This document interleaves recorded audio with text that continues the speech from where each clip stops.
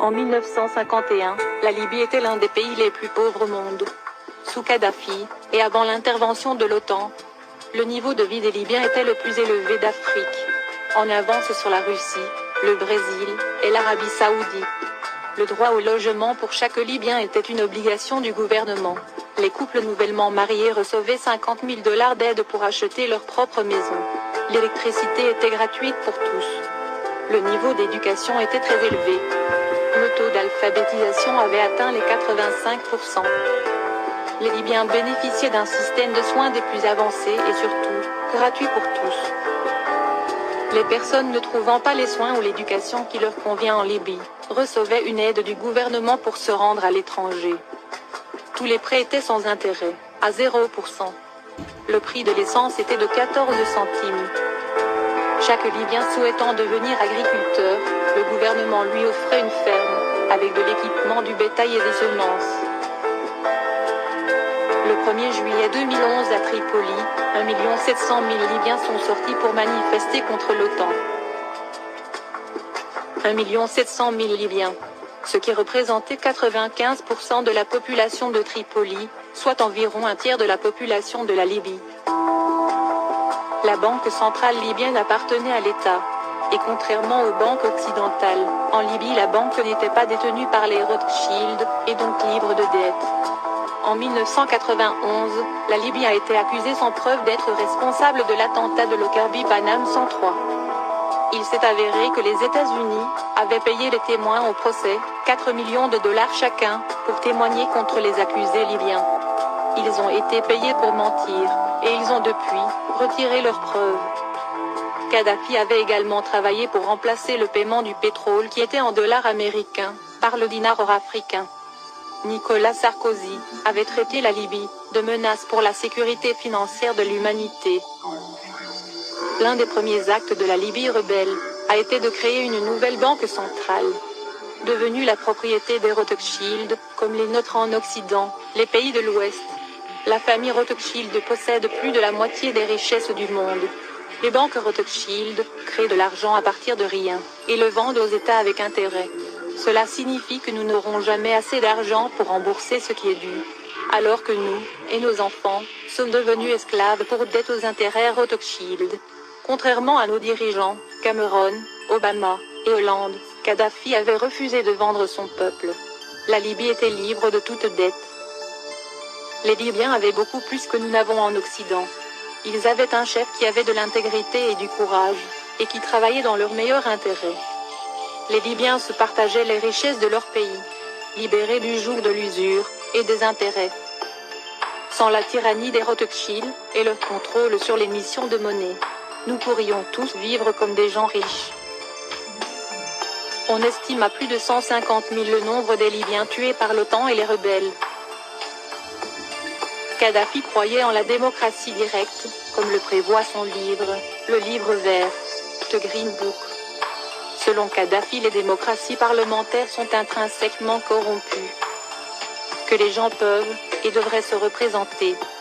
Après avoir cru les mensonges sur cet homme toute ma vie, son livre m'a étonné. Comment rester assis sans réagir, en regardant comment des individus et des pays sont diabolisés, détruits par nos gouvernements criminels. Et regarder les médias protéger ces personnes responsables de crimes contre l'humanité. Nous devons montrer notre solidarité avec les peuples de Syrie, de la Palestine et du monde entier. L'ex-ambassadeur russe en Libye, Vladimir Chamov, a déclaré « La population ne paie pas l'électricité. Les Libyens bénéficiaient d'un crédit de 20 ans sans intérêt pour construire leur maison.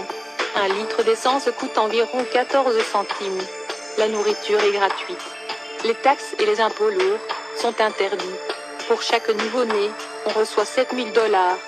Les nouveaux mariés reçoivent 64 000 $ pour acheter un appartement.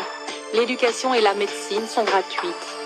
L'éducation et la formation médicale à l'étranger sont payées par le gouvernement. Il y a des supermarchés pour les familles nombreuses avec des prix symboliques pour l'alimentation de base. La vente des produits au-delà de leur date de consommation est punie de fortes amendes, parfois même de prison. Beaucoup de pharmacies offrent des fournitures gratuites. Diffuser de faux médicaments est un crime majeur. La population ne paie pas l'électricité. La vente et la consommation d'alcool sont interdites, la prohibition est une loi. Les prêts d'achat d'une voiture ou d'un appartement sont accordés sans intérêt. Les affaires immobilières sont interdites. Si quelqu'un veut acheter une voiture, jusqu'à 65% du prix est réglé par l'État. L'essence est moins chère que l'eau. Les bénéfices de la vente du pétrole sont consacrés au bien-être de la population et à l'amélioration des conditions de vie. Beaucoup d'argent a été dépensé pour irriguer le pays avec l'eau des aquifères souterrains, et par son échelle, le système a été appelé la 8e merveille du monde. Il fournit 5 millions de mètres cubes par jour à travers le désert et a considérablement augmenté le territoire irrigué. 4000 km de pipelines sont profondément enterrés pour les protéger de la chaleur. Tout ce qui a été nécessaire au projet a été accompli par la seule Libye. Hélène Chelestuk a déclaré: la propagande occidentale a diabolisé Mouammar Kadhafi en le décrivant comme un tyran pathologique et un ennemi implacable des aspirations démocratiques de son peuple. Ce n'est pas vrai, car il existe en Libye des mécanismes de contrôle populaire et de démocratie, il existe des conseils élus de citoyens et des communautés autonomes, comme appelées ici, des communes. Tout cela, sans bureaucratie pléthorique, mais avec un haut niveau de vie et de sécurité sociale pour les citoyens. Est-ce pour cette raison que la Libye a été diabolisée et attaquée par les puissances impérialistes? Pourquoi la Libye est-elle bombardée? La Libye qu'on décrit comme une dictature militaire de Kadhafi, est en réalité l'État le plus démocratique du monde. En 1977, il a été proclamé la Jamaïria, qui est une forme élevée de démocratie, où les institutions traditionnelles du gouvernement sont abolies, et où le pouvoir appartient directement au peuple à travers ses comités et congrès. L'État est divisé en de nombreuses communautés, qui sont des mini-États autonomes, dans un État ayant autorité sur leur district, y compris l'allocation des fonds budgétaires.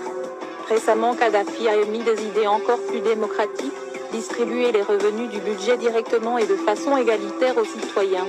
Ces mesures, selon le leader de la révolution libyenne, devant éliminer la corruption et la bureaucratie parasite. Il n'est évidemment guère étonnant que les médias dominants ne fournissent au public aucune de ces données, extrêmement révélatrices sur la nature réelle du régime libyen, car il est probable que tous les indignés à travers l'Europe réclameraient des avancées sociales calquées sur la Libye du colonel Kadhafi. Ce qui serait pour le moins embarrassant pour les si brillants et si compétents dirigeants du vieux continent. La diabolisation du colonel Kadhafi en Occident a pris une nouvelle dimension après les attentats de Lockerbie et du décédiste de l'UTF. L'Occident continue d'accuser la Libye d'avoir perpétré ces attaques terroristes, alors que l'excellent journaliste Pierre Péan a définitivement démonté cette fable. Les Libyens n'ignorent pas que le CNT est composé d'islamistes ayant servi en Irak, de personnages tels que Mahmoud Jibril, connu des lecteurs de Wikileaks comme l'un des interlocuteurs favoris des États-Unis, ainsi que des membres de la tribu Arabi, une tribu connue pour sa déloyauté vis-à-vis de Tripoli et pour sa négrophobie.